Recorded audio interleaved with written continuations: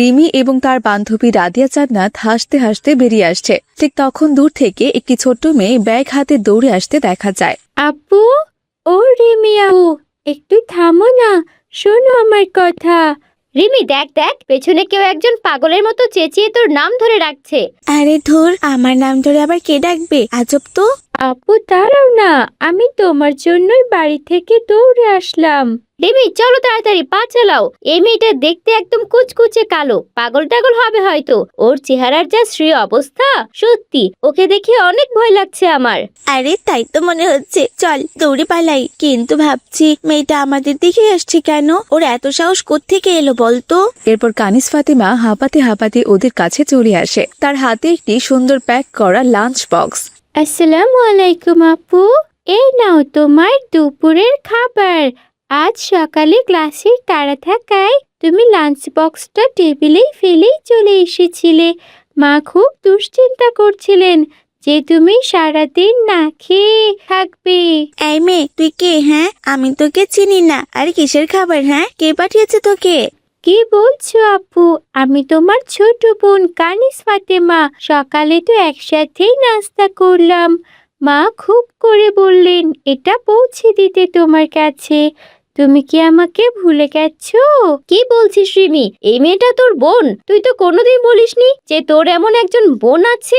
আরে না রাদিয়া জান্নাত, ও কি আমার বোন হতে পারে? দেখিস না ওর গায়ের রং কয়লার মতো কালো ভূত একটা। রাস্তার টোকাই কোনো মেয়ে হবে। হয়তো আমার আম্মু ওর কাছে কয়েকটা টাকা দিয়ে বলেছে তোমার আপুকে খাবারটা দিতে। এখন এখানে এসে আমাকে বোন দাবি করছে।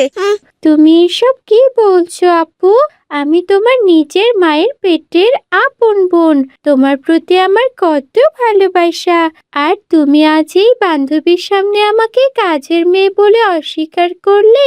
এই অপবাদ দিতে তোমার মনে একটুও বাঁধলো না আপু?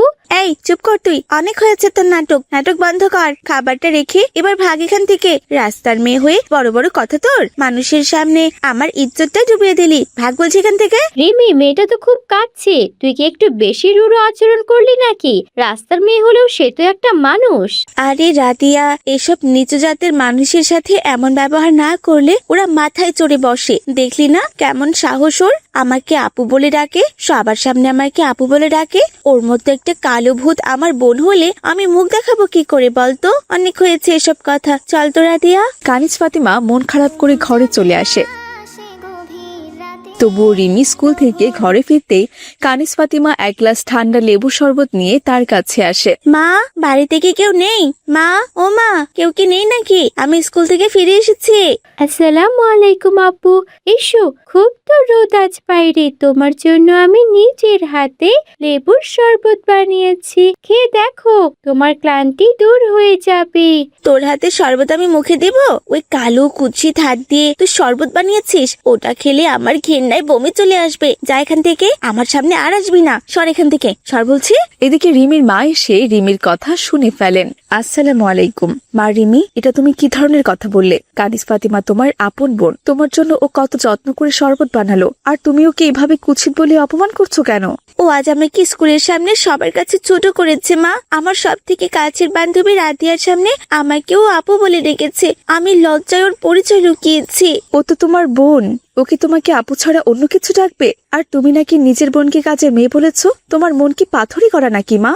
তো কি করব, আমার এমন একটা কালো কুচকুচে বোন আছে। এটা কি আমি সবাইকে গর্ব করে বলবো নাকি বলতো? ওকে দেখলে আমার নিজেরই গা ঘিন ঘিন করে। আমার সব বান্ধবীর বোনেরা কত ফর্সা আর দেখতে কত সুন্দর, এদিকে আমার বোন একটা কালি ভূত। ছি মা, মানুষের গায়ের রং তো আল্লাহর সৃষ্টি। রূপ নিয়ে মানুষ বড় হয় না। মানুষের চরিত্র আর তাকওয়াই হচ্ছে তার আসল শ্রেষ্ঠত্ব। একজন সত্যিকারের বিশ্বাসী মানুষ কখনোই অন্যকে গায়ের রঙের জন্য ঘৃণা করতে পারে না। আল্লাহর সৃষ্টির অপমান করা মানে আল্লাহকেই অপমান করা। তুমি এখন আমাকে নীতি কথা শোনাবে না মা। আমি ওই কালুমের হাতে কিছু স্পর্শ করব না। তুমি আমাকে খাবার দিয়ে যাও আর ওকে এখান থেকে নিয়ে যাও। আমি ওর মুখটাও দেখতে চাই না।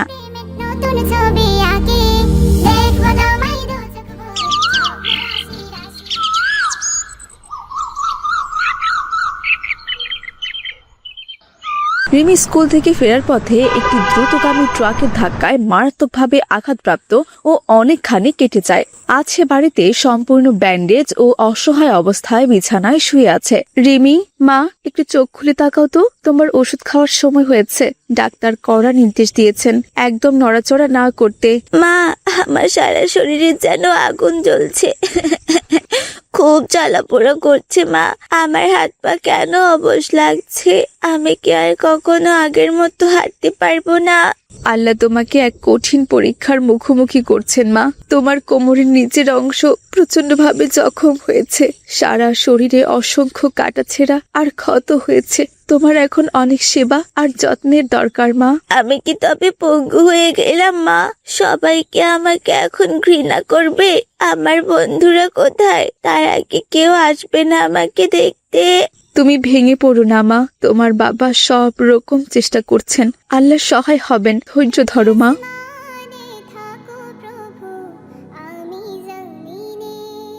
রিমির স্কুলের বান্ধবীরাও তার জখম দেখে ভয়ে আর ঘৃণায় তার কাছে ঘেঁষতে চাইছে না। আসসালামু আলাইকুম ফারহানা। দেখ না আমার কি অবস্থা হয়েছে। আমার খুব একা একা লাগছে। ওরে বাবা রিমি, তোর ঘরে তো ওষুধের গন্ধে টেকা যাচ্ছে না, আর তোর জখমগুলো তো দেখতেও বিভৎস লাগছে। ড্রেসিং করা ওই জায়গাগুলো থেকে কেমন যেন দুর্গন্ধ আসছে। আমি আসলে রক্ত আর ক্ষত সহ্য করতে পারি না। তুই বরং বিশ্রাম নে, আমরা পরে আসবো। আসি রে, আসসালামু আলাইকুম। তখন আরেক সহপাঠী আব্দুল্লাহ এসে জানালা দিয়ে তাকিয়ে এসে বলল, আরে রিমি, একই অবস্থা তোর। তোর এই পচা খাওয়ার ব্যান্ডেজ দেখে আমার খুব ভয় লাগছে।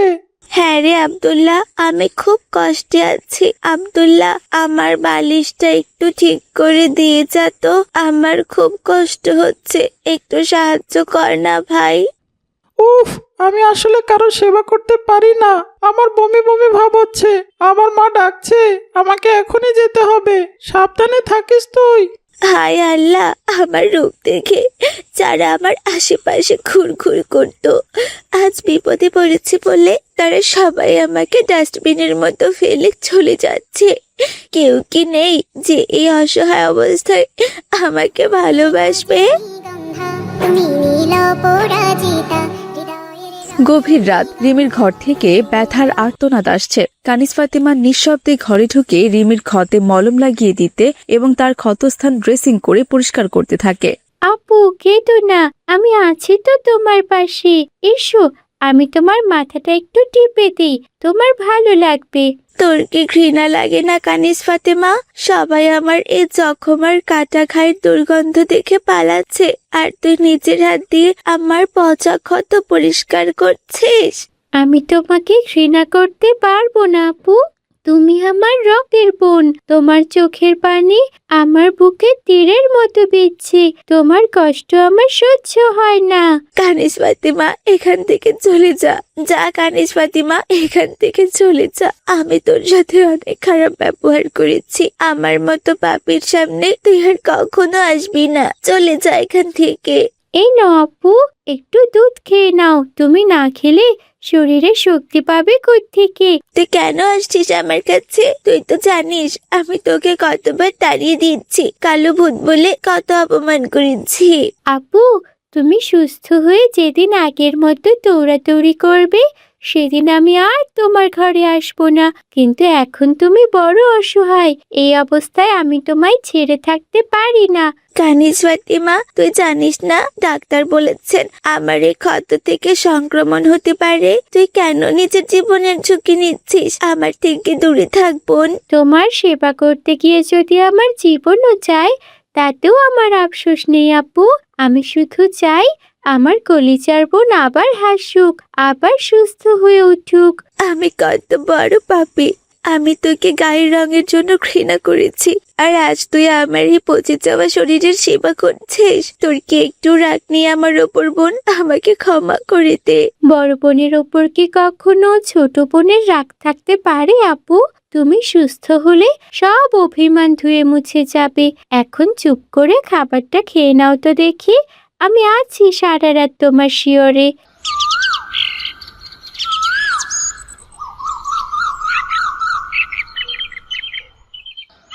পরদিন রাদিয়া জান্নাত রিমিকে দেখতে আসে। রিমির ঘরে প্রবেশ করে সে দেখে কানিস ফাতিমা রিমির পায়ে ক্ষত পরিষ্কার করে ব্যান্ডেজ বেঁধে দিচ্ছে। আসসালামু আলাইকুম রিমি, কেমন আছিস আজ? ওয়ালাইকুম আসসালাম রাদিয়া, আয় বস। 1 মিনিট রিমি, এই মেয়েটা এখানে কি করছে? একে তো সেদিন তুই স্কুলের সামনে দেখেছিলাম, তুই তো বলেছিলি ও একটা রাস্তার মেয়ে, আর সেদিন তো তুই একে খুব অপমান করে তাড়িয়ে দিয়েছিলি।